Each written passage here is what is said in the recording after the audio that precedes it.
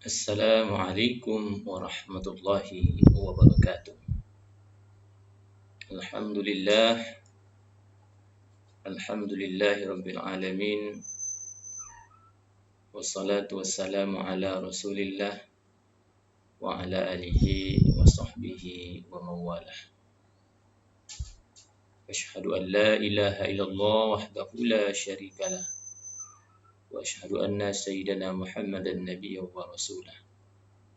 Rabbi shrah li sadri wa yassir li amri wa hlul 'uqdatam min lisani yafqahu qawli. Pertama kita bersyukur kepada Allah, alhamdulillah sampai saat ini kita masih diberikan kehidupan, kesehatan. Alhamdulillah kita telah berjumpa di dalam suatu bulan, yaitu bulan yang mulia di antara 11 bulan, yakni Syahrus Siyam atau bulan Ramadan. Kemudian kita sampaikan selawat dan salam kepada junjungan kita Nabi Muhammad sallallahu alaihi wasallam. Allahumma shalli ala sayyidina Muhammad wa ala ali sayyidina Muhammad.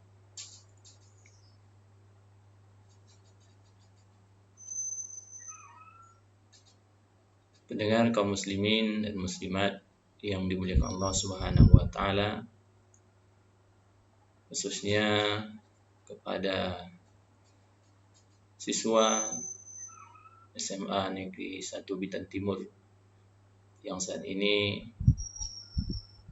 tetap melaksanakan kegiatan pesantren Ramadan menggunakan sistem daring atau tetap belajar melalui rumah kita masing-masing. Intinya tetap kita sebagai siswa tetap belajar walaupun dalam suasana yang berbeda daripada biasanya. Siswa sekalian yang dirahmati Allah Subhanahu wa taala, kita telah berada pada hari yang ke-6 pada bulan Ramadan 1441 Hijriah. Semoga kita senantiasa diberikan kekuatan oleh Allah Subhanahu wa taala menjalankan amaliyah Ramadan ini sampai nantinya terakhir Ramadan kita benar-benar menjadi orang yang mendapatkan berikat la'allakum tattaqun. Siswa dan siswi sekalian yang dirahmati Allah Subhanahu wa taala, pada kesempatan ini saya ingin menyampaikan puasa Ramadan di tengah pandemi COVID-19. Sebagaimana yang kita maklumi bersama, perintah puasa itu sudah jelas Allah firmankan pada surah kedua ayat 183, A'udzubillahi minasyaitonirrajim. Bismillahirrahmanirrahim.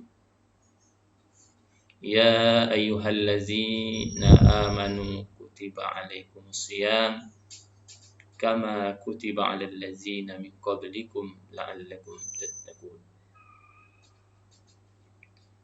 Adalah sebuah perintah dari Allah Subhanahu wa taala bagi setiap kita yang mengaku beragama Islam dan beriman kepada Allah Subhanahu wa taala dalam keadaan sehat walafiat, sudah balik berakal, dan kemudian kita tidak dalam perjalanan yang jauh.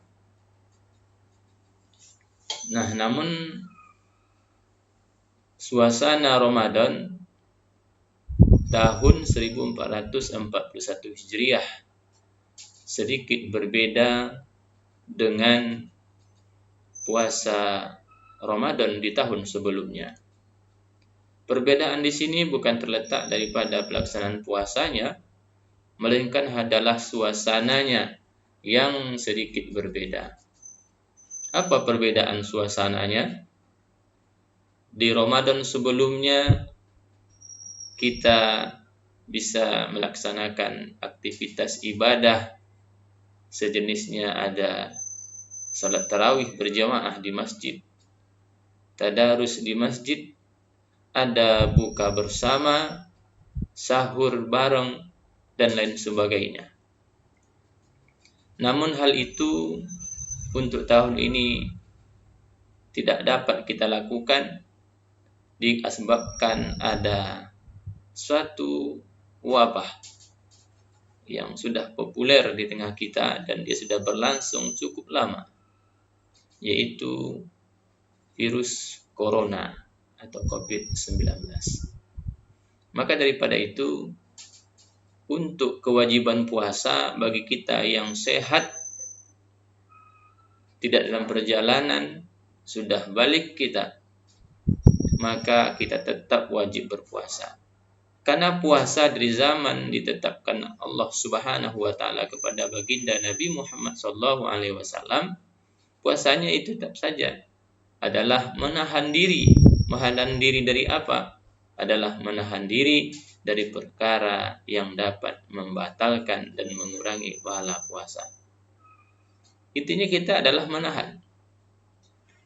Namun tidak hanya menahan lapar. Apa yang kita tahan? Yaitu berbicara yang bukan pada tempatnya. Menahan diri dari menurutkan hawa nafsu. Nah, makanya daripada itu perlu sampaikan kepada siswa-siswi sekalian, kalaupun ada kita mendengar di berbagai media yang mengusulkan bahwa dengan kasus COVID-19 boleh tidak berpuasa. Itu ada disampaikan di media sosial. Jadi selaku kita orang yang berpegang teguh kepada Al-Quran, orang beriman, yang nama puasa tetap wajib hukumnya bagi seorang muslim yang beriman. Nah, permasalahannya bagi orang yang terdampak atau terinfeksi virus corona tersebut, maka bagi dirinya puasa itu tidak wajib karena dalam keadaan sakit. Dan ini sesuai dengan Allah sampaikan pada surah Al-Baqarah ayat 185. Ayyaman ma'dudat. Faman kana minkum maridun aw ala safarin fa'iddatun min ayyamin ukhar. Nah, jadi jelas di situ bagi kita yang safar, yang sakit boleh tidak berpuasa dan mengganti pada hari yang lain di luar Ramadan. Nah, jadi jelas untuk kita yang sehat-sehat saja, maka kewajiban puasa tetap berlaku bagi kita dan wajib hukumnya. Nah, kaum muslimin yang dimuliakan Allah Subhanahu wa taala, siswa-siswi sekalian yang Bapak sayangi, berkenaan dengan itu, tentu apa yang kita lakukan saat ini di masa pandemi ini, aktivitas puasa kita tetap, ada beberapa tips yang bisa kita lakukan dalam rangka mengisi ibadah Ramadan di tengah wabah pandemi. Yang pertama yang bisa kita lakukan adalah tentunya kita memberikan nutrisi, asupan makanan dalam tubuh kita. Caranya gimana? Adalah ketika kita sebelum menunaikan ibadah puasa, maka ada sunnah di dalamnya, yaitu untuk kita bersahur terlebih dahulu. Sebagaimana yang disampaikan oleh Rasulullah SAW dalam sebuah hadisnya dari Imam Ahmad. La tazalu ummati bi khairin ma ajjalul iftara wa akharu suhura. Umatku akan selalu berada dalam kebaikan selama mereka menyegerakan berbuka dan mengakhirkan sahur. Nah, jadi untuk kita yang berpuasa, nah jelasnya sahur itu merupakan sunnah Rasul. Kita akan dapat pahala puasa dan dapat pula pahala mengikuti sunnah Rasulullah Shallallahu Alaihi Wasallam. Dan di sahur itu terdapat keberkahan. Isilah dia dengan asupan makanan yang bernutrisi yang baik bagi kesehatan. Nah, kemudian apa yang bisa kita lakukan dalam ibadah puasa di tengah wabah pandemi ini adalah kita tetap yang namanya mengikuti anjuran pemerintah, yaitu stay at home atau tetap di rumah saja. Tetap di rumah saja ini sesuai dengan yang dihimbau oleh pemerintah. Maksudnya apa? Bagi kita yang tidak ada keperluan yang urgent, mendesak, maka sebaiknya kita tetap di rumah saja. Ini adalah salah satu cara efektif untuk memutus mata rantai penyebaran. Dan hal ini menurut syariat Islam dibenarkan. Karena dalam sebuah hadis Nabi disampaikan, ketika kalian melihat wabah penyakit menular, larilah kalian darinya sebagaimana kalian lari daripada singa. Jadi anak-anakku sekalian, ketika hari ini ada himbauan dari pemerintah, bahkan dari Majelis Ulama Indonesia, untuk yang namanya sementara waktu kita meniadakan sholat berjamaah di masjid adalah untuk langkah antisipasi memutus mata rantai penyebaran virus corona. Jadi bukan meninggalkan masjid karena sunnahnya ada. Ketika ada wabah, maka Nabi perintahkan kita menjauh darinya. Ketika ada manfaat dan ada mudarat, menjauhi mudarat itu lebih utama ketimbang mengambil manfaat. Jadi tidaklah benar kalau dikatakan kita meninggalkan masjid. Dalam hakikat sebenarnya, walaupun kita tidak di masjid, tetapi hati kita tak terpaut kepada masjid, artinya masjid tempat ibadah.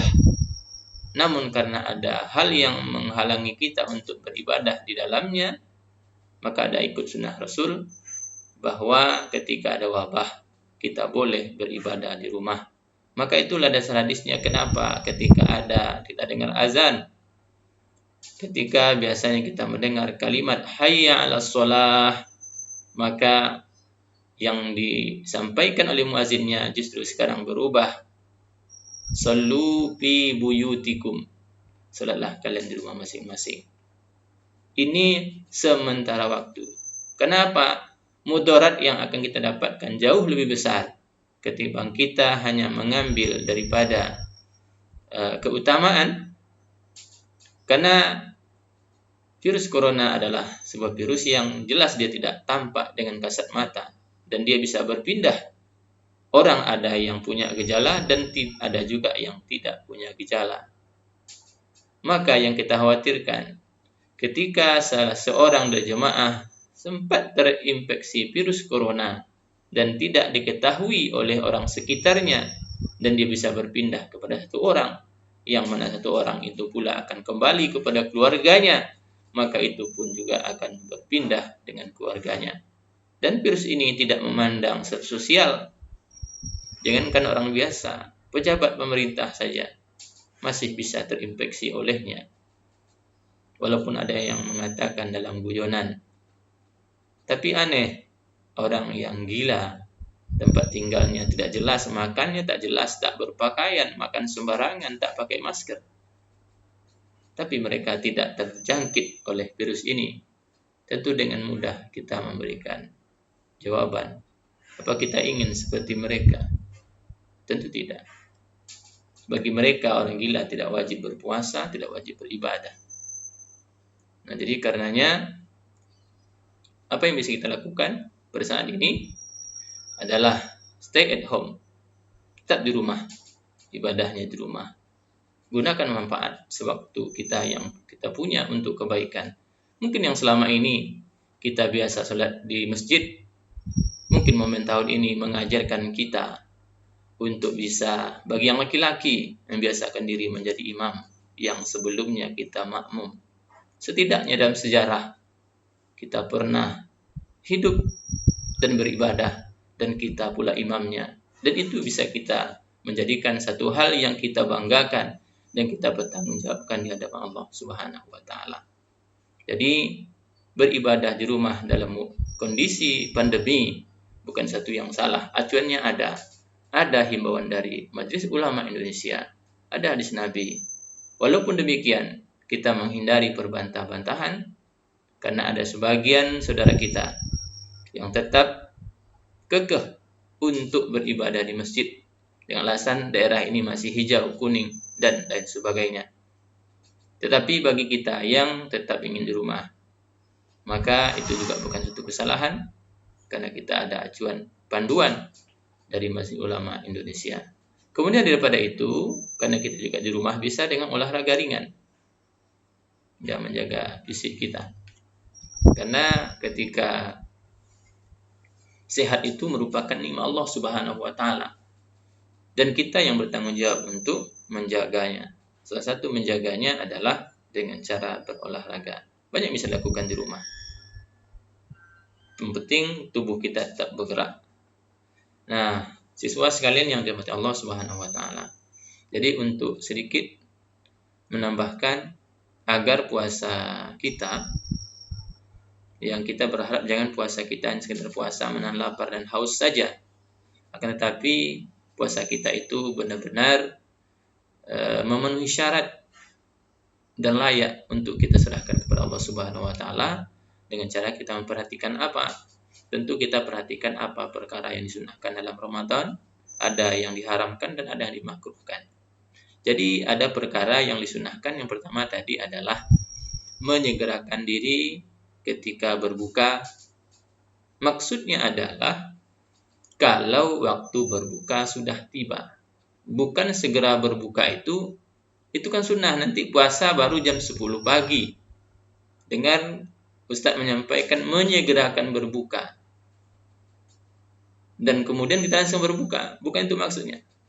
Berbuka ketika telah sampai waktunya. Kapan? Adalah ketika datangnya masuk waktu maghrib.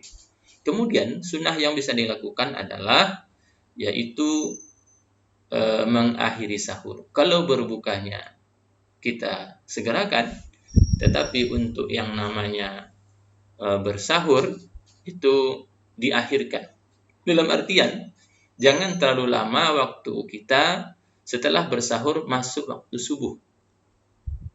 Nah, kalau kita ambil sunnahnya mengakhiri. Nah, kalau ketika hari ini mungkin waktu sekitar jam 4:30 itu sudah imsak misalnya, maka usahakan kita bersahur 15 menit atau 20 menit sebelumnya. Tentunya ini bagi mereka yang tidak bertugas untuk bagian masak. Kalau bagian masak tidurnya ketika dia mengakhiri sahur pula dengan waktu yang telah disampaikan tadi, tentu terlambat dia untuk bersahur karena asbab harus masak terlebih dahulu. Nah, kemudian ada yang lain, sunnahnya menjauhi perkataan-perkataan yang buruk. Artinya apa perkataan buruk itu? Berbohong, menipu, bergunjing, fitnah, dan dosa mulut. Nah, jadi hal itu bisa mempengaruhi dampak puasa ketika kita melanggar aturan tadi. Jadi sunnahnya meninggalkan perkara-perkara yang buruk, perkataan dan lain sebagainya. Nah, jadi kemudian ada pula yang diharamkan, yaitu berpuasa nanti pada tanggal 1 Syawal. Jangan nanti terlalu semangat 45, saya puasa Ramadan, nanggung ini 1 Syawal pun saya berpuasa. Bukan pahala yang kita dapat, tapi itu dosa yang kita dapat. Nah, 1 Syawal itu bukan dapat puasa, tapi haram hukumnya berpuasa. Kemudian kapan lagi kita dilarang berpuasa? Yaitu pada 3 hari tasyrik, yaitu tanggal 11, 12, 13 Zulhijjah pada hari raya haji. Nah, mudah-mudahan dengan penyampaian yang singkat ini semoga bermanfaat untuk kita semua, termasuk dari diri kami pribadi, gunanya kita tetap menjalankan ibadah puasa walaupun suasana berbeda, tapi tetap semangat, dan itu tidak akan mengurangi nilai daripada puasa yang kita lakukan. Mudah-mudahan kita berharap amal ibadah kita diterima oleh Allah Subhanahu wa taala. Usikum bi nafsi bi taqwallah. Billahi taufiq wal hidayah. Assalamualaikum warahmatullahi wabarakatuh.